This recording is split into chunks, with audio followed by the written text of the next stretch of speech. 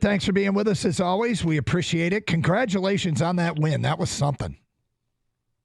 Sure was, man. Yeah, it was quite the roller coaster of a game, but our defense kept us in it, our special teams as well, and we were able to finish it off there with those kicks. You have you ever been a part of a game like that where so much seemed to go wrong and you just stayed within striking distance and came through in the end? Yeah, I have. I've had games in the past where you just kind of on the wrong end of some things, and that's the way it works, man. It's the football gods. Things kind of go your way sometimes, and sometimes they don't. And I've experienced both, certainly in my time in the NFL, and you play long enough, you will. But yeah, I'm proud of our resiliency, man. We are a tough group, and it's hard to keep us down for long. And I thought we hung in there. Not trying to be funny about this, but watching the game at home and watching you in the first half in particular, it seemed like things were just off. Whether it was the offensive line not giving you enough time, or every throw it seemed was in the ground, was throwing it away, or unfortunately was intercepted. What were we seeing? I guess as fans, what was it like for you going through it? I mean, was it just you throwing the ball away, or was there an issue going on? Well, I mean, every play is different. I guess, yeah, it wasn't our best first half, but it wasn't like there were bad plays on every snap. I think, the interception, the first one was a tip ball, the second one was really a fumble that went forward, and third one's a Hail Mary. Like it's crappy, but you deal with it. But yeah, I thought our guys hung in there, man. And at the end, we really settled in the second half and started to make some things happen. But yeah, the first half we'll get cleaned up and move on. And I think ultimately it's always, I mean, you're going to have games like that throughout a year where things don't go your way. But when you're a team who can find a way to win in games like that, when you're kind of off and things aren't going your way on the road against another good team, like that's when you got something brewing that's special. Did you have somebody come up to you during the game from the defensive side and say, hey, man, we still believe in you. We know we got this. And obviously you're a confident player. Heard you talk after the game and thought that you were making the right throws and right decisions, just things weren't going the way. Was there somebody on the opposite side that came over to you and say, hey, we got this? No, not really. Those guys knew. And I told them, like, hey, guys, I feel good. Like, some things are kind of going against us right now. They're, balls bouncing the wrong way. They're making a play or two on some things. But, no, to be honest, I felt good and felt like I was seeing everything just how I wanted to. I was throwing it great. And some unfortunate situations. And again, I'd be on here. I'd be honest with you guys if I played, felt like I wasn't seeing things great. But I did, and it sucks. And I wish I had a better answer. But I'm glad we were able to pull out the win regardless. And I appreciate those guys, so much for sticking behind me. And they don't know what's going on out there. They see the ball keeps ends up in the defensive hands, and but they stood behind me, and we were able to make it happen.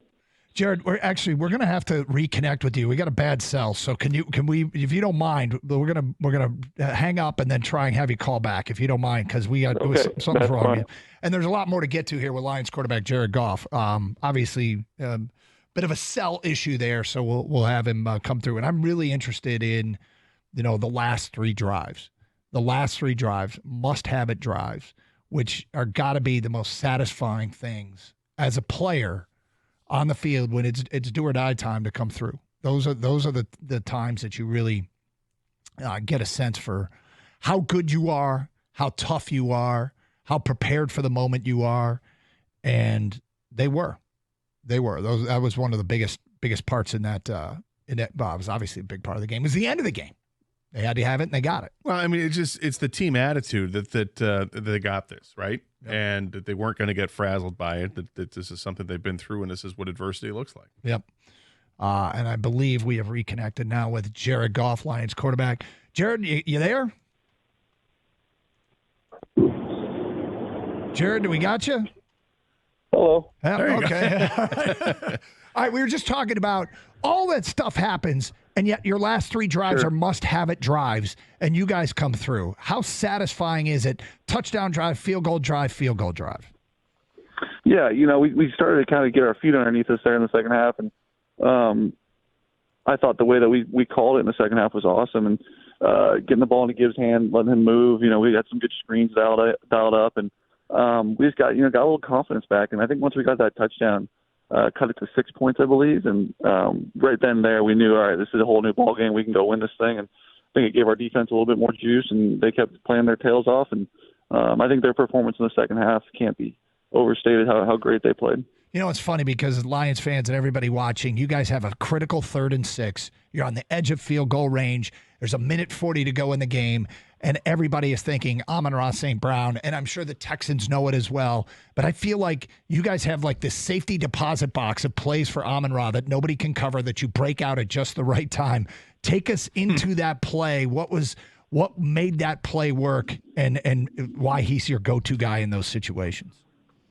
Yeah, he's obviously, everyone knows how great he is as a player, but they played zone coverage on that play, and we had a play up that works for kind of either man or zone, and he's got a few options of where he can go on that route, and kind of just found a space and put it on him. And when you got a guy like him who could play that way and is smart, and you can give him a route that has 3 different ways he can go, it makes my job a lot easier, and he got himself open and put it on him. Do you wait for him to cut before you make that throw, or are you reading the same thing he is and saying, I know what he's going to do based upon what we're trained to do, and I'm throwing it to that spot, and he's going to be there?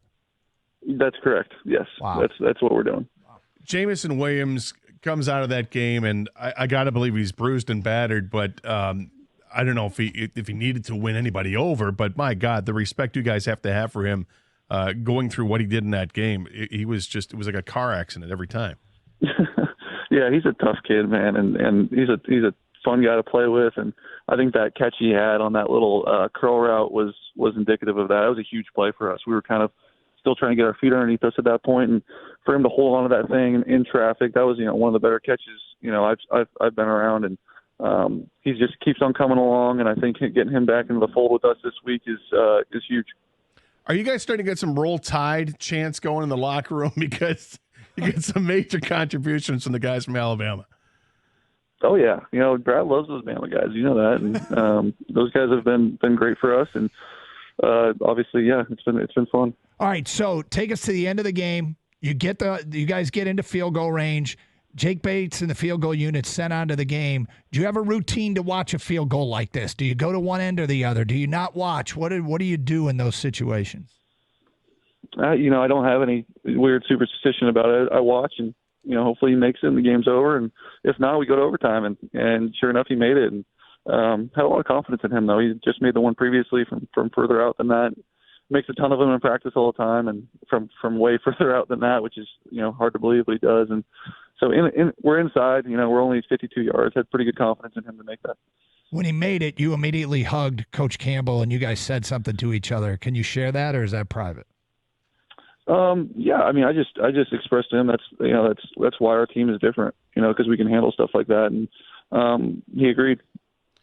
At the end of the first half, it almost seemed like we're going to take a chance and kick a 65-yard field goal if that was going to be possible. Was that something that was on the table if you guys got anywhere in the 60-something range?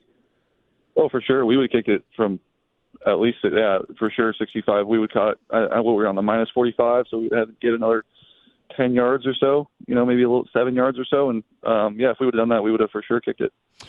All right, Zadarius Smith, he got interviewed. We saw him during the game. He got interviewed after the game. He seems so fired up to be here. What do you see in your new teammate?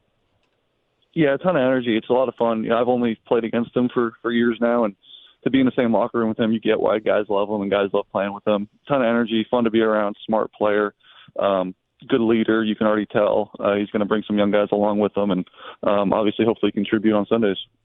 Can you describe what it's like after a game like this and you're flying back? You're on the plane. You're there with all your teammates. You got a chance to kind of relax and maybe regale on it too. What's that flight like?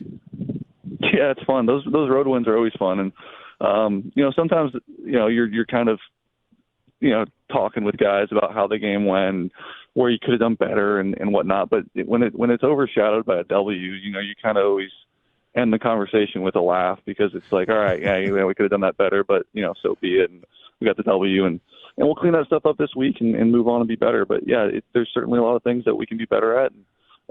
We need to be if we want to keep on going on the right track. Final thing from me along those lines about being on the road, I just can't get over the fans.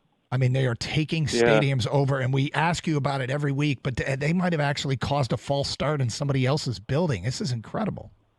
Yeah, they did. They did cause that false start. It was impressive. It really is. It's hard to believe and wrap your head around, but our fans are the best in the world, and I'm so lucky to play here in front of them. And the sport they show me and the sport they show us is second to none. And getting them on the road like that, it's really truly unbelievable. And we get one in front of them this week, in what feels like forever. So it'll be fun this weekend to be in Ford Field. Got a little bit of off the wall question for you. Last one of the day. Dozens of monkeys escaped a research facility in South Carolina over the weekend. They've recovered most of them, but not all of them. What's the craziest animal encounter you've ever experienced? Oh gosh. Oh, that's a tough question. Animal encounter, like in the like in just in real life, yeah. Like I can't believe there's a peacock walking across here. I didn't expect to see that today. That's a good question. Maybe like a mountain lion, I guess. Like in Northern California, there's some mountain lions. I don't know if I've been like close enough to be in trouble by one, but I've seen them. Wow. I think if you can see them, that sounds to me like close enough to be in trouble. Yeah, it's all right though. Hey, Jared, stay away from the mountain lions. We appreciate your good work, and we'll talk again next week. All right, guys. Thank you. There he is, Lions quarterback Jared Goff, who joins us every Tuesday here on 97.1 The Ticket.